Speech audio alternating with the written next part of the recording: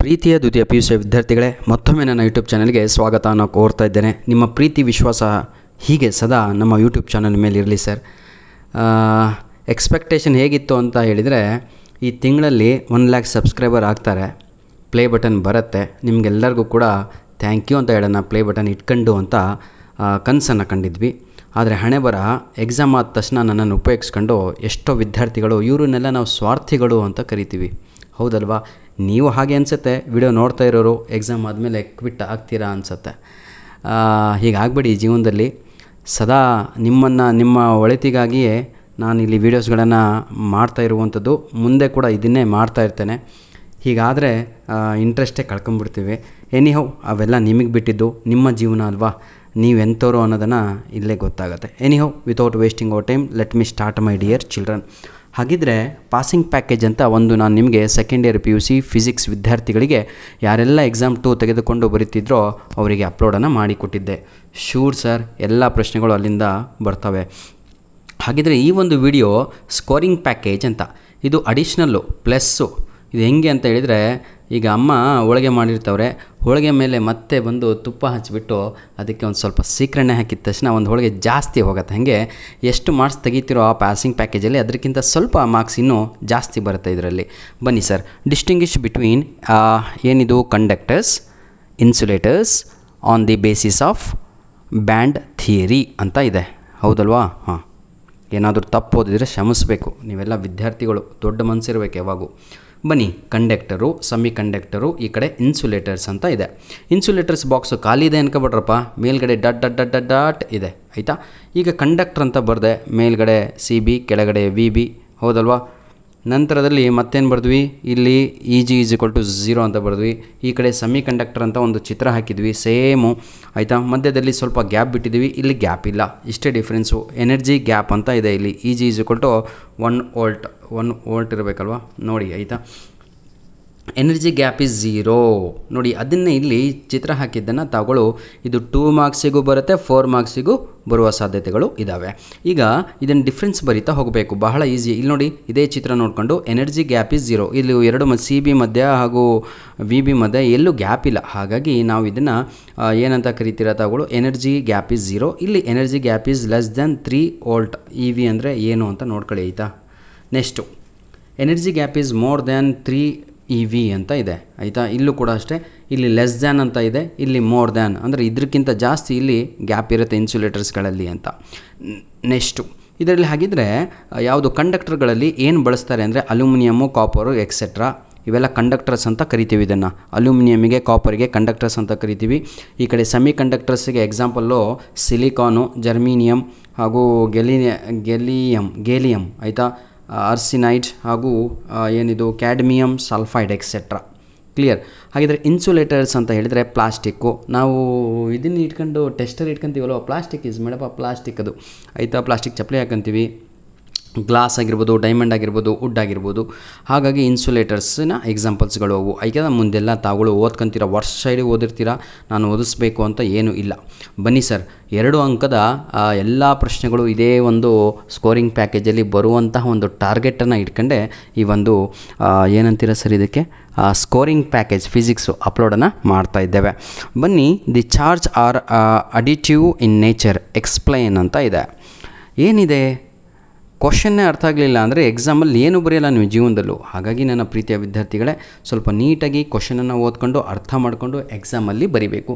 ಈಗ ನೀವು ಹೇಳ್ತಾ ಇದ್ದೀರಾ, ಸರ್ ಅಪ್ಲೈಡ್ ಕ್ವಶನ್, ಸರ್ ಅಪ್ಲೈಡು ಅರ್ಥನೇ ಆಗಲ್ಲ ಅಂತ. ಅಯ್ಯೋ ರೀ, ಅಪ್ಲೈಡ್ ಕ್ವಶನ್ ಇರಲ್ಲ ಅಂತಲ್ಲ, ಇರ್ತತೆ. ಆದರೆ ನಿಮಗೆ ಫಾರ್ ಎಕ್ಸಾಂಪಲ್ 10 ಪ್ರಶ್ನೆಗಳನ್ನು ಕೊಟ್ಟು ಆನ್ಸರ್ ಎನಿ 6 ಅಂತ ಕೊಟ್ಟರೆ, ಆ ಅಪ್ಲೈಡ್ ಕ್ವಶನ್ನು 3 ಇರುತ್ತೆ 10ರಲ್ಲಿ. ಆ 3 ಬಿಟ್ಟು ಹಾಕಿ ಸರ್, ಆನ್ಸರ್ ಇನ್ನೂ 7 ಪ್ರಶ್ನೆ ಉಳಿತವೆ, 7ರಲ್ಲಿ ಯಾವುದಾದ್ರೂ 6ಕ್ಕೆ ಉತ್ತರವನ್ನು ತಾವುಗಳು ಬರೆಯಬಹುದಾಗಿರುತ್ತೆ, ಹೌದಲ್ವಾ? ಇಂತಹ ಮೈಂಡ್ಸೆಟ್ಟನ್ನು ಮಾಡಬೇಕು. ಫಾರ್ ಎಕ್ಸಾಂಪಲ್, ನಿಮ್ಮ ಮನೆಯವರು ಹೊಸದಾಗಿ ಮದುವೆಯಾಗಿ ಬಂದಿರ್ತೀರಾ, ನಿಮ್ಮ ಮನೆಯವರಿಗೆ ರೊಟ್ಟಿ ಮಾಡಲಿಕ್ಕೆ ಬರಲ್ಲ. 10 ರೊಟ್ಟಿ ಮಾಡಿದರೆ ಅದರಲ್ಲಿ ಅಟ್ಲೀಸ್ಟ್ ಒಂದು 3 ಆದರೂ ಚೆನ್ನಾಗಿರುತ್ತಲ್ವ, ಅದನ್ನು ಉಣ್ಣನ ಅಂತ ಇರಬೇಕು ತಲೆಯಲ್ಲಿ, ಆಯಿತಾ? ಆ 7 ಬಗ್ಗೆ ಮಾತಾಡಿದರೆ ಏನು ಉಪಯೋಗವಿಲ್ಲ, ಆ 3ರ ಬಗ್ಗೆ ಮಾತಾಡಬೇಕು. ಹಾಗೆ ನಿಮಗೆ ಅಪ್ಲೈಡ್ ಕ್ವಶನ್ಸ್ ಎಕ್ಸಾಮಲ್ಲಿ ಬರುತ್ತೆ ಅಂತ ಮೈಂಡ್ ಸೆಟ್ ಮಾಡ್ಕೊಂಡು ಎಕ್ಸಾಮ್ ಹಾಳು ಮಾಡ್ಕೋಬೇಡಿ. ಈಗಾಗಲೇ ಎಕ್ಸಾಮ್ 1 ಭಾಳ ಚೆನ್ನಾಗಿ ಬರೆದು ಎಕ್ಸಾಮ್ 2ಗೆ ಪ್ರಿಪೇರ್ ಆಗ್ತಾಯಿದ್ದೀರಾ, ಕೊರಿತಾ ಇದ್ದೀನಿ ಅನ್ಕೊಬೇಡ್ರಪ್ಪ. State and explain Coulomb's law in electrostatics ಅಂತ ಇದೆ. ಕ್ಲಿಯರಾಗಿದೆ. ಏನು ನೋಡಿ, the electrostatic force between the two point charge is directly proportional to the product of the magnitude of the two charges and inversely proportional to the square of the distance between them, and it acts along the line joining the two charges. Example ಅಂತ ಹಾಕ್ಬಿಟ್ಟು conductor 2 point charges imagine ಯಾವುದ್ಯಾವುದೀಗ consider ಮಾಡ್ಕೋಬೇಕು. Considered 2 point charges Q1 and Q2. 2 point charges, ಒಂದನ್ನು Q1 ಅಂತ ತಗೊಳ್ಳಿ, ಒಂದು Q2 ಅಂತ ತಗೊಳ್ಳಿ. Separated by a distance R in vacuum ಅಂತ ಇದೆ. Then the magnitude of the force between them is given by F ಅಂತ ಹಾಕಿ ಎಲ್ಲ ಮಾಡ್ತೀರಾ ಸರ್. ಭಾಳ ನಾನು ಹೇಳ್ಕೊಟ್ಬಿಟ್ರೆ ಭಾಳ ಫಜೀತಿ ಆಗುತ್ತೆ. ಆಮೇಲೆ ನಾನೇ ಫಿಸಿಕ್ಸ್ ಟೀಚರ್ ಆಗಿ ನೀವು ಫೇಲ್ ಆಗಿದ್ದ ಕಾರಣ ನಾನೇ ಅಂತ ಹೇಳ್ಬಿಡ್ತೀರಾ. ಆಯಿತಾ? ನಾವು ಸಿಸ್ಟಮ್ ಪಡೆದಂಗೆ ಅಲ್ಲ. ನಾವು ಏನು ಅಂತ ಹೇಳಿದರೆ, ಮಕ್ಕಳ ಮಾರ್ಕ್ಸ್ ಕಾರ್ಡಲ್ಲಿ ಏನಂತೀರ ತಾವು ನಕ್ಷತ್ರಗಳನ್ನು ನಾನು ಇಡಬೇಕು ಅಂತ. ನಕ್ಷತ್ರಗಳು ಅಂತ ಹೇಳಿದರೆ ನಿಮ್ಮ ಅಂಕಗಳು ಸದಾ ಶೈನಿಂಗ್ ಆಗ್ತಾ ಇರಬೇಕು, ಪ್ರತಿಯೊಬ್ಬರು ನೋಡುವಂಥದ್ದು ಆಗಿರಬೇಕು. ಹೌದಲ್ವಾ? ನಕ್ಷತ್ರವನ್ನು ಪ್ರತಿಯೊಬ್ಬ ನೋಡಲಿಕ್ಕೆ ಬಯಸ್ತಾನೆ. State and explain Gauss law in electrostatics ಅಂತ ಇದೆ. ಬಹಳ ಈಸಿ ವೇನಲ್ಲಿ ಅದರಲ್ಲೂ ಕೂಡ ಇದೆ ಪಾಸಿಂಗಲ್ಲಿ. ಇಲ್ಲಿ ಸ್ವಲ್ಪ ಎಕ್ಸ್ಟ್ರಾ ಇದೆ. ಆಯಿತಾ? ಬನ್ನಿ, derive the expression for electric field due to a point charge ಅಂತ ಇದೆ. ಇದು ಬಹಳ ಇಂಪಾರ್ಟೆಂಟು. ಬರೆದು ಪ್ರಾಕ್ಟೀಸ್ ಮಾಡಬೇಕು. ಬರೀ ನೋಡೋದ್ರಿಂದ ಏನೂ ಸಿಗಲ್ಲ ಸರ್. ಇಫ್ ಯು ಡಿಸೈಡ್, ಇವತ್ತು ಡಿಸೈಡ್ ಮಾಡಿದ್ದೀರಾ to do something, please do it now ಇಟ್ ಸೆಲ್ಫ್. ನಾಳೆ ಬರ್ದವನು ಹಾಳಾಗ್ತಾನೆ ರೀ. ನಾಳೆ ಹಾಗೆ ಎಕ್ಸಾಮ್ ಬಂದು ಕೂತ್ಕೊಂಡಿರುತ್ತೆ, ಕೈಯಲ್ಲಿ ಎಲ್ಲ ಇರುತ್ತೆ ಮೆಟೀರಿಯಲ್ಲು, ಆದರೆ ಏನೂ ಓದಿರಲ್ಲ. Write any 3 properties of electric field lines.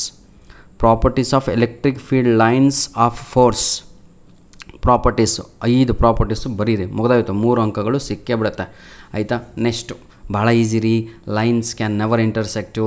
ಆಮೇಲೆ ಬರೀತೀರ positive charge and end with an negative charge, ಇದನ್ನೆಲ್ಲ ಬರೀರಿ. Give the pictorial representation of electric field lines in case of first one positive charge point charge, second one negative point charge. ಈಗ pictorial representation ಅಂದರೆ ಕಾಣ್ತಾನೆ ಇಲ್ಲಲ್ಲ sir ಅಂತ ಹೇಳ್ಬೇಡಿ, ನಿಮ್ಮ ಹತ್ರ ಟೆಕ್ಸ್ಟ್ ಬುಕ್ಕು ಕೂಡ ಇರುತ್ತೆ, ಅಡ್ಜಸ್ಟ್ ಮಾಡ್ಕೊಳ್ಳಿ. ನೋಡಿ, pictorial representation of electric field lines in the case of, ಇಲ್ಲಿ ಪಾಸಿಟಿವ್, ಇಲ್ಲಿ ನೆಗೆಟಿವ್. ಹೌದಲ್ವಾ? ಇಲ್ಲಿ 2 ಈಕ್ವಲ್ ಪಾಸಿಟಿವ್, ಇಲ್ಲಿ ಆ್ಯನ್ ಎಲೆಕ್ಟ್ರಿಕ್ ಡೈಪೋಲ್. ಇದ್ರ 4 ಚಿತ್ರಗಳನ್ನು ತಾವುಗಳು ಇಲ್ಲಿ ನೋಡ್ಬೋದು. ನೆಕ್ಸ್ಟು, ಪ್ರೀತಿಯ ವಿದ್ಯಾರ್ಥಿಗಳೇ, ಕುತ್ಕೊಂಡು ಬರೆದು ಕಲ್ತ್ರೆ ಜೀವನದಲ್ಲಿ ಸಾಧನೆ ಆಗ್ತೀರಾ. This is a last chance ಅಂತಲೇ ಬರಿಬೇಕು ಎಕ್ಸಾಮು. ಎಕ್ಸಾಮ್ 3 ಬರೆದವನು ಯಾವತ್ತೂ ಉದ್ಧಾರ ಆಗಲ್ಲ ಕಣ್ರಿ. ನನ್ನ ಮಕ್ಕಳೇ, ನನ್ನ ಮಾತನ್ನು ಕೇಳಿ. ಎಕ್ಸಾಮ್ 2 ಯಾವುದಿದು? ಎಕ್ಸಾಮ್ 2 ಅಲ್ವಾ ಬರೀತಾ ಇರೋದು? This is my last exam, final exam. ಏನು ಕಿತ್ತಾಕಬೇಕು ಅಂದರೂ ಇದೇ ಎಕ್ಸಾಮಲ್ಲಿ ಆಗಬೇಕು. ತಂದೆ ತಾಯಿ ಮತ್ತೆ ಓದಿ ಅನ್ಬಾರ್ದು, ಅಷ್ಟು ಓದಬೇಕು ತಾವುಗಳು. What is an equipotential surface? What will be the shape of equipotential surface corresponding to a single point charge ಅಂತ ಇದೆ. ಇಲ್ಲಿ 2 ಪ್ರಶ್ನೆಗಳಿಗೆ 2 ಉತ್ತರ ಬರೆದ್ರೆ ಮುಗೀತು. ಎಷ್ಟು ಈಸಿ ಇದೆ, ಕ್ವಶನಲ್ಲಿರೋದೇ ಬರೀರಿ. What is an equipotential surface ಅಂತ ಕೇಳಿದ್ದಾರೆ. ಹಾಗಂದ್ರೇನು? It is a surface with a constant value of potential at all the points on the surface. Constant value of ಏನಿದು potential at all the points of the surface ಅಷ್ಟೇ. ಬನ್ನಿ, ನಾನೆಲ್ಲ explain ಮಾಡ್ತಾ ಹೋದರೆ ಸರಿಯಾಗಲ್ಲ. What are polar and non polar molecules ಅಂತ ಇದೆ. 2 ಬರೆದು ಅದಕ್ಕೆ 2 ಎಕ್ಸಾಂಪಲನ್ನು ಕೊಡಿ. ಹೌದಲ್ವಾ? ಹೈಡ್ರೋಜನ್ನು, ಆಕ್ಸಿಜನ್ನು, ನೈಟ್ರೋಜನ್ನು, CO2 ಅಂದರೆ ಕಾರ್ಬನ್ ಡೈಆಕ್ಸೈಡು, H2 ಅಂದರೆ ಹೈಡ್ರೋಜನ್ನು. ಹೌದಾ? ನೋಡಿಯಪ್ಪ, ಮತ್ತು ತಪ್ಪಾಗ್ಬಾರ್ದು. ನೆಕ್ಸ್ಟ್ H2O ಅಂತ ಹೇಳಿದರೆ ನಮ್ಮ ವಾಟರು, CO ಅಂತ ಹೇಳಿದರೆ ಕಾರ್ಬನ್ನ, C ಅಂದರೆ ಕಾರ್ಬನ್ ಅಲ್ವಾ? ನೋಡಿ, HCl ಅಂತ ಇದೆ, ಹೈಡ್ರೋಕ್ಲೋರೈಡ್ ಅಂತ ಇದೆ, ನೈಟ್ರೋಜನ್ N2 ಅಂತ ಹೇಳಿದರೆ O2 ಅಂದರೆ ಆಕ್ಸಿಜನ್ನು. ಬನ್ನಿ, ಇವೆಲ್ಲ ಎಕ್ಸಾಂಪಲ್ಸ್ ಬರೀತೀರಾ. Give any 2 difference between current and current density ಅಂತ ಇದೆ. ಭಾಳ ಈಸಿ ಕಣ್ರಿ, ಏನೂ ಇಲ್ಲ, AM² ಅಷ್ಟೇ. Name the 2 factors on which the resistance of a metallic wire depends ಅಂತ ಇದೆ. ಇದು ಭಾಳ ಈಸಿ, ಒಂದು ಲೈನು. ಇದರಲ್ಲಿ 2 ಮಾರ್ಕ್ಸಿನ ಅಂಕಗಳು ಭಾಳ ಇಂಪಾರ್ಟೆಂಟ್ ಇದ್ದಾವೆ. Write the expression of Lorentz force and explain the terms used ಅಂತ ಇದೆ. ಇದು ಭಾಳ ಈಸಿ ಕಣ್ರಪ್ಪ. ಎಲ್ಲ ಈಸಿ ಅಂದ್ಕೊಂಡೆ ಹೋದ್ರಲ್ಲೇ ಎಲ್ಲ ಈಸಿನೇ ಆಗುತ್ತೆ. ಆಯಿತಾ? ದೇವ್ರು ನಿಮಗೆಲ್ಲರಿಗೂ ಕೂಡ ಓದಿದ್ದು ನೆನಪಿರಲಿ. ದೇವರು ನಿಮ್ಗೆ ಆರೋಗ್ಯ ಚೆನ್ನಾಗಿಟ್ಟಿರಲಿ, ಒಳ್ಳೆಯ ಮನಸ್ಥಿತಿ ಕೊಡಲಿ, ತಂದೆ ತಾಯಿಯ ಆಶೀರ್ವಾದವನ್ನು ಪಡೀಲಿ, ಅವರಿಂದ ಸಂತೋಷವನ್ನು ಬಯಸಿ. Question number 12, when does a current carrying conductor placed in a uniform magnetic field experience? ಒಂದನೇದೇನು ಮ್ಯಾಕ್ಸಿಮಮ್ ಫೋರ್ಸ್, ಎರಡನೇದೇನು ಮಿನಿಮಮ್ ಫೋರ್ಸ್. ಇಷ್ಟೇ ಸರ್. ಒಂದು ಕಡೆ ಮ್ಯಾಕ್ಸಿಮಮ್ ಫೋರ್ಸು, ಇನ್ನೊಂದು ಕಡೆ ಮಿನಿಮಮ್ ಫೋರ್ಸ್. ನೋಡಿ ಈಗ ಎಷ್ಟು ಈಸಿ ಇದೆ. The current carrying conductor placed in a magnetic field experience 0 force. ಅದನ್ನು ನಾವು ಮಿನಿಮಮ್ ಫೋರ್ಸ್ ಅಂತ ಕರಿತೀವಿ. When placed parallel to the magnetic field and experience maximum force when, ಯಾವ ಸಮಯದಲ್ಲಿ? Held perpendicular to the magnetic field. ಆಯಿತಾ? When the magnetic flux through a given surface is maximum and minimum. ಯಾವಾಗದು maximum ಆಗಿರುತ್ತೆ magnetic flux ಹಾಗೂ surface ಹಾಗೂ minimum ಆಗಿರುತ್ತೆ ಅಂತ ಎರಡು ಅದನ್ನು ಬರೆದ್ರೆ ಮುಗೀತು. ಆಯಿತಾ? ಎರಡು θ = 0 ಡಿಗ್ರಿ, ಇನ್ನೊಂದು θ = 90 ಡಿಗ್ರಿ ಆಗುತ್ತೆ. ಈಗ define magnetism and right it's SI unit ಅಂತ ಇದೆ. SI ಯೂನಿಟು AM⁻⁻1 ಅನ್ನುವಂಥದ್ದು ಮ್ಯಾಗ್ನೆಟಿಸಮಿನ SI ಯೂನಿಟ್ ಆಗಿರುತ್ತೆ. ಅದು ಹಂಗಂದ್ರೆ ಏನು ಅಂತ ಬರೆದ್ರೆ ಮುಗೀತು ಸರ್, ಒಂದೇ line. Define magnetisation of a sample, how it is related to magnetic intensity ಅಂತ ಇದೆ. ಇದು ಕೂಡ ಬಹಳ ಈಸಿಯಾಗಿರುವಂಥದ್ದು, ಕಲಿತು ಬರೀರಿ. ಇದು ಎಲ್ಲ ಕ್ವಶನ್ ಪೇಪರಲ್ಲೂ ನನ್ನ ಕಂಡಂಗೆ ಇದೆ. ನೋಡಿ ಸ್ವಲ್ಪ ಇಂಪಾರ್ಟೆಂಟ್ ಹೌದು ಅಲ್ಲ ಅಂತ ನೀವು ವರ್ಷ ಇಡೀ ಓದಿರ್ತೀರ. ಆಯಿತಾ? ಫ್ಯಾರಡೇಸ್ ಲಾ ಒಂದು, ಲೆನ್ಸ್ ಲಾ ಅಂತ ಇದೆ ಅಲ್ವಾ, ಅದು ಎರಡು ಕೂಡ ಕಲಿತು ಗಟ್ಟು ಹೊಡೀರಿ. Question number 17, what is displacement current? Give the expression for it ಅಂತ ಇದೆ. ಪ್ರೀತಿಯ ಮಕ್ಕಳೇ, ನನಗೆಲ್ಲ ಈಸಿ ಕಾಣ್ಬೋದು, ಟೀಚರಿಗೂ ಎಲ್ಲ ಈಸಿ ಕಾಣುತ್ತೆ ನಿಮ್ಮ ಪಾಠ ಮಾಡೋದರಿಗೆ, ಹೌದಲ್ವಾ? ಆದರೆ ನಿಮಗೆ ಕಷ್ಟ. ಅದು ನಿಮಗೆ ನೀವೇ ಸವಾಲು ಹಾಕೊಳ್ಳಿ, ನಿಮ್ಮ ಜೊತೆ ಕುಂತು, ಹೌದಲ್ವಾ? ಅವರು 70ಕ್ಕೆ 70 ಅಂಕಗಳನ್ನು ತೆಗೆದಿದ್ದಾರೆ. ನೀವು 21, 25 ತೆಗೆದುಕೊಂಡು ಇವತ್ತು ನಿಮ್ಮ ಮನಸ್ಸು ನಿಮಗೆ ಒಪ್ತಾ ಇಲ್ಲ. ಅಯ್ಯೋ ದೇವರೇ, ನನಗೆಲ್ಲ ಬರೋದಲ್ವಾ, ನಾನು ಸ್ವಲ್ಪ ಕಷ್ಟಪಟ್ಟಿರ್ತಿದ್ರೆ ಆಗೋದು ಅಂತ. ಆ ಕಷ್ಟಪಡೋದು ಇವತ್ತಿಂದ ಪಡಿ. ಆಯಿತಾ? ಚೆನ್ನಾಗಿ ಎಕ್ಸಾಮನ್ನು ಬರೀತೀರಾ. ಎಕ್ಸಾಮ್ ಭಾಳ ಈಸಿಯಾಗಿರುತ್ತಪ್ಪ. Question number 18, name the electromagnetic waves used for the following applications ಅಂತ ಇದೆ. The radar system used in the aircraft navigation. ಹಾಗಿದ್ರೆ ಅಲ್ಲಿ ಯಾವುದನ್ನು ಬಳಸ್ತಾರೆ ಅಂತ ಕೇಳಲಾಗಿದೆ.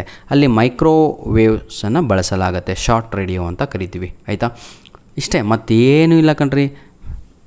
ಏನೇನೂ ಇಲ್ಲ ಸರ್, ಅಷ್ಟೇ answer. The remote switches of house hold electric system such as TV ಅಂತ ಇದೆ. Infrared waves used in the remote control ಅಂತ ಇದೆ. ಮುಗೀತಷ್ಟೇ. ಮೊದಲನೇದು ಮೈಕ್ರೋವೇವ್ಸು, ಎರಡನೇದಕ್ಕೆ ಇನ್ಫ್ರಾರೆಡ್ ವೇವ್ಸ್ ಅಂತ. Question number 19, give the condition for constructive and destructive interference of light in terms of path difference ಅಂತ ಇದೆ. ಇದನ್ನೆಲ್ಲ ನೀವು ಬರೀತೀರಾ. ಆಯಿತಾ?